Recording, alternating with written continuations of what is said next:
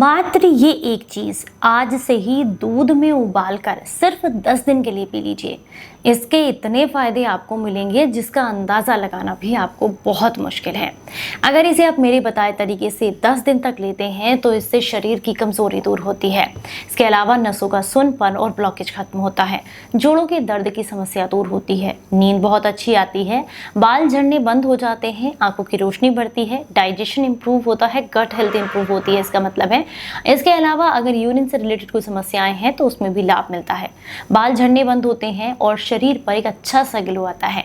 अगर आज की जानकारी आपको पसंद आए तो इसे लाइक, कमेंट और शेयर जरूर कीजिएगा। Hello everyone, welcome back. मैं आपकी होस्ट दोस्त मधु, एक सर्टिफाइड डाइटिशियन और एक नेचुरोपैथ। आज हम बात कर रहे हैं तिल के बारे में, लेकिन तिल के बारे में किस तरीके से आपको इसको इस्तेमाल करना है ये पूरा डिटेल में हम बताने वाले हैं। सिर्फ तिल सुन करके इस वीडियो को स्किप करके बिल्कुल मत जाइएगा। देखिए, तिल एक पावरफुल इंग्रेडिएंट की तरह काम करता है, बट मैक्सिमम लोग इसे सिर्फ सर्दियों में इस्तेमाल कर पाते हैं। लेकिन ये सिर्फ सर्दियों के लिए नहीं है। अगर आप इसके मैक्सिमम बेनिफिट चाहते हैं तो पूरे साल इसे अपनी डाइट में किसी ना किसी तरीके से इंक्लूड जरूर करें, क्योंकि तिल अकेला होता है जो आपके वात, पित्त और कफ तीनों दोषों को समान करने यानी कि उनको सही करने, बैलेंस करने में मदद करता है। अब बहुत सारे लोग कहेंगे कौन से वाले तिल, तो देखिए आपकी जानकारी के लिए बता दूं, सबसे बेस्ट रहते हैं काले तिल। पर अगर आपको वो नहीं मिल पाते हैं, क्योंकि तिल के नाम पर कई बार कलौंजी दे दी जाती है, तो अगर आपको वो नहीं मिल पाते हैं तो सफ़ेद तिल का इस्तेमाल भी आप कर सकते हैं। अगर मैं इनके पोषक तत्वों की बात करूं तो इनमें भरपूर मात्रा में कैल्शियम होता है, आयरन होता है, प्रोटीन, फाइबर अच्छी मात्रा में होता है और भी ढेर सारे पोषक तत्व होते हैं जिसके लिस्ट सामने स्क्रीन पर आप आसानी से देख सकते हैं। अब लोगों को ये कंफ्यूजन रहता है कि तिल का इस्तेमाल कैसे करें। देखिए, तिल का इस्तेमाल करने के अलग अलग तरीके अलग अलग समस्या में हो सकते हैं। अगर आपके शरीर में कफ बढ़ा हुआ है तो ऐसे में तिल को भून कर खाने से आपके शरीर को लाभ मिलते हैं। अगर शरीर में पित्त बढ़ा हुआ है तो ऐसे में तिल को भिगोकर खाने से आपके शरीर को फायदे मिलते हैं। और अगर आपके शरीर में वात और कफ दोनों की प्रकृति है तो ऐसे में या तो आप भून कर ले सकते हैं या दूध में उबाल कर ले सकते हैं या आप इसे डायरेक्ट भी खा सकते हैं। पर डायरेक्ट खाते समय एक समस्या रहती है, जिन लोगों का डाइजेशन कमजोर है उन्हें डायरेक्ट खाए हुए जो तिल होते हैं एज इट इज खाए हुए वो कम पचते हैं। ये सबके साथ नहीं है, क्योंकि अगर कुछ लोग कहेंगे कि हम तो ऐसे ही खाते हैं, कमेंट बॉक्स में आकर के लोग बोलते हैं हमें तो कुछ नहीं होता है। हो सकता है कि आपको ना होता हो, लेकिन हर किसी का डाइजेशन एक जैसा नहीं होता है। किसी को भीगे हुए सूट करते हैं, किसी को रोस्ट किए हुए सूट करते हैं, किसी को डायरेक्ट खाने सूट करते हैं। तो ये डिपेंड करता है बॉडी टू बॉडी, यानी कि किसके शरीर की प्रकृति किस हिसाब की है। तो मैं यहाँ पर ये एडवाइस आपको बिल्कुल नहीं करूँगी कि आपको किस तरीके से खाने हैं। क्यों? क्योंकि वो डिपेंड करता है आपके शरीर की प्रकृति के हिसाब से।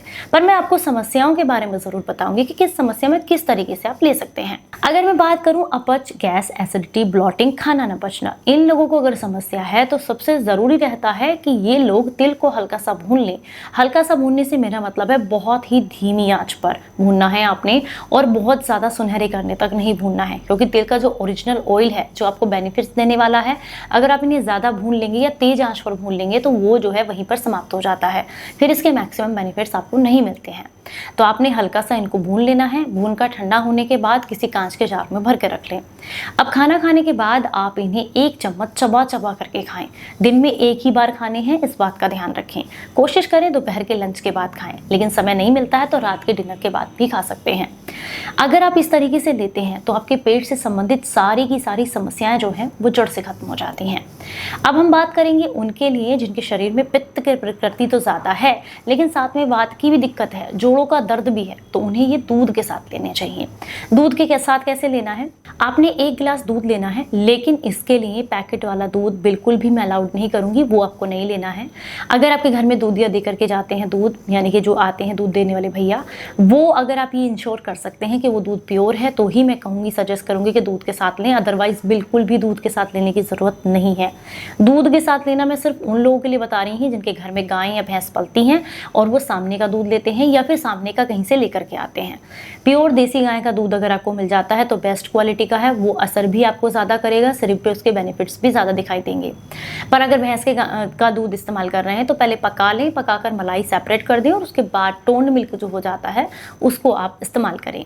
लेकिन पैकेट वाला दूध या किसी तरह के पाउडर वाला दूध या फिर कहीं से भी यूं ही लाया हुआ दूध मैं रेकमेंड नहीं करूँगी, क्योंकि ये सीधे सीधे आपकी सेहत की बात है। तो अगर आपका दूध शुद्ध है, अच्छी क्वालिटी का है तो ही आप इस्तेमाल करें, अदरवाइज जैसे मैंने आपको भून कर बताए हैं उस तरीके से भी आप इनको ले सकते हैं। तो जिन लोगों के पास अच्छी क्वालिटी का दूध है वो कैसे इस्तेमाल कर सकते हैं इसको, उन्होंने क्या करना है, 1 गिलास दूध को पकने के लिए रख दीजिए।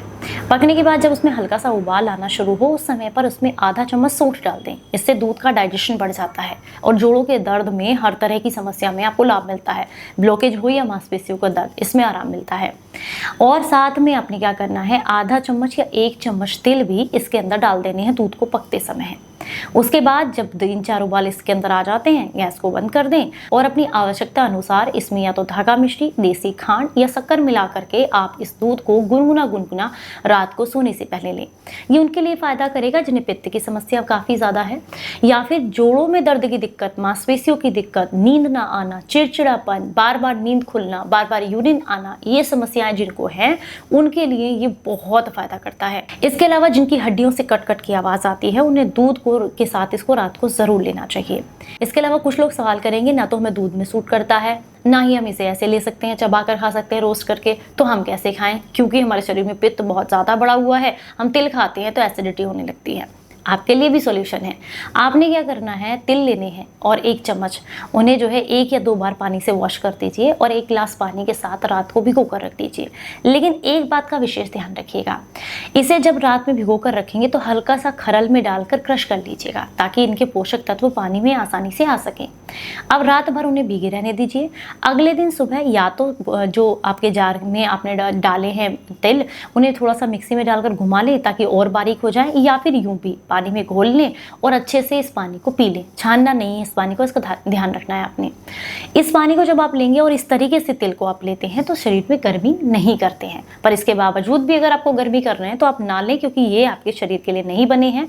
हर चीज़ हर किसी के शरीर के लिए नहीं बनी है, सबकी प्रकृति अलग है, इसीलिए मैं बार बार बोलती हूँ अपने शरीर के हिसाब से चीज़ें लिया करें। तो ये मैंने आपको बेनिफिट्स बता दिए तिल के, अगर आप दूध के साथ लेते हैं या किस तरीके से भी आप इसको लेते हैं। सबसे ज़रूरी बात आपको बता दूँ, ये आपके लीवर को हेल्दी बनाएंगे, किडनी को हेल्दी बनाएंगे। इस तरीके से लिए हुए तिल आपके जोड़ों के दर्द को दूर करेंगे, बाल झड़ने की समस्या दूर होगी, स्किन साफ होगी, आंखों की रोशनी बढ़ेगी और आप बुढ़ापे तक दौड़ते रह सकते हैं बिना किसी मल्टीविटामिन्स को खाए। शरीर में शक्ति पैदा करते हैं इस तरीके से लिए हुए तिल। तो अगर जानकारी अच्छी लगी है तो इसे ज़्यादा से ज़्यादा लोगों तक शेयर कीजिएगा। चलिए फिर मिलूंगी किसी नई जानकारी के साथ, तब तक अपना बेहद ख्याल रखें और हंसते मुस्कुराते रहें। Stay healthy, stay happy, bye bye.